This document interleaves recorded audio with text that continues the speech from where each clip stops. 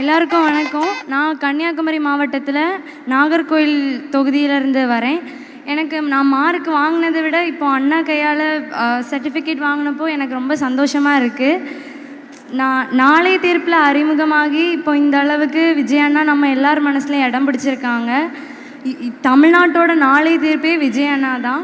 விஜய் அண்ணா கண்டிப்பாக 2026 chief minister ஆகணுங்கிறது தமிழ்நாட்டு இளைஞர்களோட கனவு. அவர் கண்டிப்பாக சீஃப் மினிஸ்டர் ஆவார்னு எனக்கு நம்பிக்கை இருக்குது. ரொம்ப தேங்க்ஸ்ண்ணா. பிறர் துன்பம் தன் துன்பம் போல் எண்ணினால் வரலாற்றில் ஒரு தலைவன் உருவாகுவான். எரித்தாலும் புதைத்தாலும் அழியாமலே வருங்காலம் பேர் சொல்ல உரமாகுவான். உன் ரத்தம் என் ரத்தம் வேற இல்லை, உதிரத்தில் விதைத்தாயே அன்பின் சொல்லை.